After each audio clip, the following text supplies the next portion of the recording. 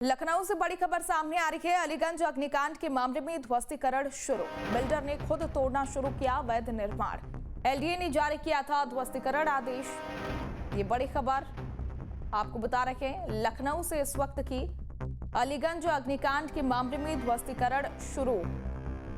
अलीगंज में जो अग्निकांड देखने को मिला था उसमें अब ध्वस्तीकरण की कार्रवाई शुरू हो चुकी है। बिल्डर ने खुद तोड़ना शुरू किया अवैध निर्माण। एलडीए ने ध्वस्तीकरण आदेश जारी किया था, जिसके बाद से बिल्डर ने खुद ही बिल्डिंग को तोड़ने का कार्य शुरू कर दिया।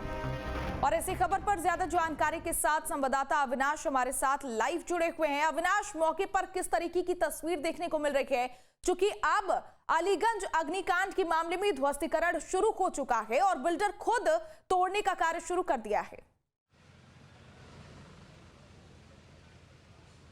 अविनाश, बिल्कुल, देखिए, बहुत ही दर्दनाक यह हादसा था और इस हादसे ने पूरे प्रदेश को हिला दिया था, क्योंकि इस हादसे में 15 बच्चों की, जो 15 छात्र थे जो यहाँ पर एक कोर्स की पढ़ाई कर रहे थे, उनकी जलकर मौत हो गई थी। हालांकि इस पूरे मामले के बाद सरकार ने सख्ती दिखाई और इस पूरे मामले की जांच की गई और चूंकि जो पूरी जांच थी वो एलडीए यानी कि लखनऊ विकास प्राधिकरण को सौंपी गई, जिसके बाद लखनऊ विकास प्राधिकरण ने इस बिल्डिंग के मालिक को नोटिस दिया था कि 15 दिनों के भीतर, चूंकि यहाँ पर तमाम जो कंस्ट्रक्शन था उसको अवैध पाया गया था और अब इस बिल्डिंग को ध्वस्त करने का काम शुरू किया जा चुका है। महत्वपूर्ण ये है कि खुद जो भवन स्वामी है यानी कि जो बिल्डिंग का मालिक है वो इस बिल्डिंग को तोड़वा रहा है।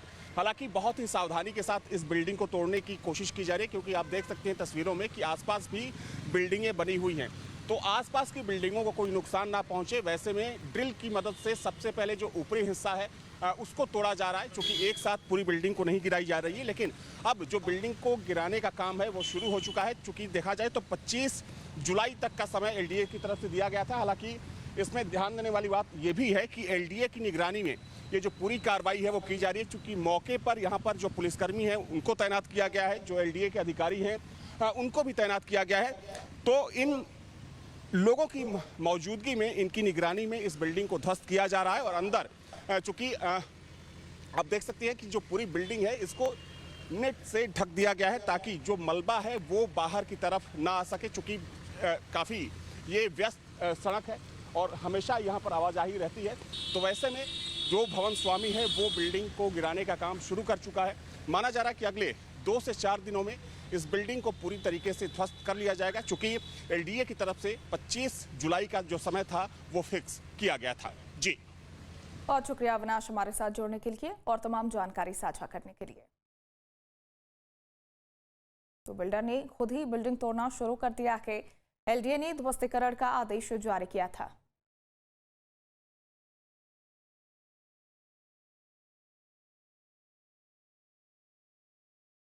एलडीए ने ध्वस्तीकरण का आदेश जारी किया था। तस्वीरें आपको दिखा रखे हैं। अलीगंज अग्निकांड के मामले में ध्वस्तीकरण की कार्रवाई जो है वो शुरू हो चुकी है। 15 बच्चों की जान गई थी इस अग्निकांड में और अब एलडीए की तरफ से जब ये नोटिस जारी किया गया था, वक्त दिया गया था 15 दिन का, और उस 15 दिन के वक्त में बिल्डर ने खुद ही अवैध निर्माण को तोड़ना शुरू कर दिया है। एलडीए की तरफ से ये ध्वस्तीकरण आदेश जो है वो जारी किया गया था। तो तस्वीरें आपके सामने। माना जा रहा है कि 2 से 3 दिन में ये बिल्डिंग पूरी तरीके से ध्वस्त हो जाएगी, चूंकि कार्य शुरू हो चुका है और ऊपर से ध्वस्तीकरण का कार्य जारी है। अविनाश एक बार फिर हमारे साथ जुड़ चुके हैं। अविनाश, चूंकि बिल्डर की तरफ से बिल्डिंग खुद तोड़ा जा रहा है, लेकिन 15 बच्चों की जान चली गई थी। ये कमर्शियल बिल्डिंग जो बताया जा रहा है वो इस एरिया में है, ये बिल्कुल गैर कानूनी था। बिल्डर के ऊपर क्या कुछ कार्रवाई की जा रही है और अब तक क्या कुछ कार्रवाई हुई है, विस्तार पूर्वक तमाम जानकारी साझा करें।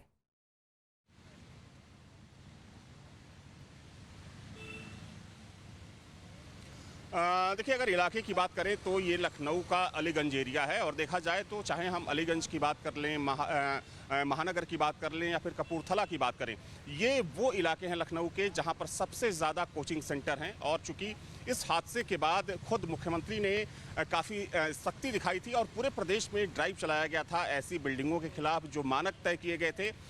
तमाम बिल्डिंगों को इसी लखनऊ में सील किया गया जहां पर कोचिंग सेंटर चलाए जा रहे थे। मुख्यमंत्री ने साफ कहा था कि अगर किसी ने भी अवैध निर्माण किया है तो उस बिल्डिंग को फौरन तुरंत उसको सील किया जाए, चूंकि इस हादसे ने कहीं ना कहीं कई गंभीर सवाल भी खड़े किए थे। जो यहाँ का कह सकते हैं कि जो अधिकृत जो एक एजेंसी है जो नक्शा पास करती है ऐसी बिल्डिंगों को लेकर, कई अधिकारियों के खिलाफ भी कार्रवाई तय मानी जा रही थी। तो अब चूंकि देखिए यहाँ पर काम तो शुरू हो चुका है, लेकिन निश्चित तौर पर कह सकते हैं कि जो सवाल है वो अभी भी बरकरार है कि ऐसी तमाम बिल्डिंगें हैं, उन बिल्डिंगों के खिलाफ जो कार्रवाई है वो भी सुनिश्चित होनी चाहिए। एक बार तस्वीर आपको फिर से दिखा दूँ, जहाँ पर इस वक्त जो ध्वस्तीकरण का काम है वो शुरू हो चुका है। चूँकि 25 जुलाई तक का जो समय है वो एलडीए की तरफ से दिया गया था भवन स्वामी को कि 25 जुलाई से पहले तक इस बिल्डिंग को ध्वस्त कर लिया जाए, नहीं तो पूरी बिल्डिंग ध्वस्त की जाएगी। चूँकि भवन स्वामी की कोशिश ये भी कहा जा रहा है कि वो चाहता है कि जो नीचे का हिस्सा जिसको कि परमिशन दी गई थी उसको बचाया जा सके। तो भवन स्वामी अब खुद से ही इस बिल्डिंग को ध्वस्त करने में जुटा हुआ है और माना जा रहा है कि 2 से 3 दिनों में जो पूरी बिल्डिंग है वो ध्वस्त कर ली जाएगी। जी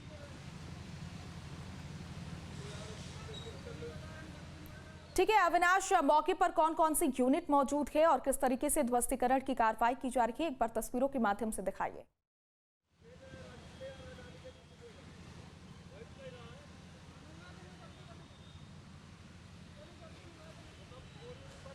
बिल्कुल, देखिए एक बार फिर से मैं तस्वीरों के जरिए ये समझाने की कोशिश करूंगा कि आखिर इस बिल्डिंग को किस तरीके से ध्वस्त किया जा रहा है। देखिए आप देख सकती हैं कि 3 मंजिला बिल्डिंग है ये, और चूंकि अभी सबसे पहले जो ऊपर का हिस्सा है उसको ध्वस्त किया जा रहा है। सबसे पहले तो जो निचला हिस्सा था यानी कि जो बेसमेंट है और जो ग्राउंड फ्लोर है उसको साफ किया जा रहा है और ऊपर ड्रिल के माध्यम से इस बिल्डिंग को ध्वस्त करने की कोशिश की जा रही है। चूँकि महत्वपूर्ण ये भी है कि अगर मलबा थोड़ा सा भी इधर दाएं बाएं गिरा तो जो आसपास की बिल्डिंगें हैं उनको भी नुकसान पहुंच सकता है, तो उसका भी पूरा ख्याल रखा जा रहा है। और इसके लिए बाकायदा जो यहाँ पर एलडीए के जो अधिकारी हैं जोनल वो मौजूद हैं, जो तमाम पुलिसकर्मी हैं वो मौजूद हैं।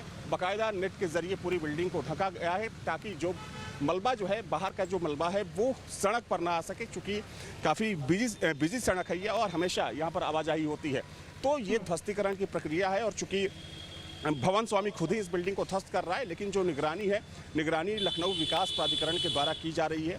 सुबह से लेकर शाम तक यहाँ पर जो विकास प्राधिकरण के जो अधिकारी हैं वो बैठे रहेंगे और एक एक जो बारीकी है उस पर नज़र बनाए रखेंगे ताकि जो मानक है, मानक के हिसाब से बिल्डिंग को ध्वस्त किया जाए ताकि आसपास के लोगों को कोई क्षति या नुकसान ना पहुँच सके। ठीक है अविनाश, बहुत शुक्रिया हमारे साथ जुड़ने के लिए।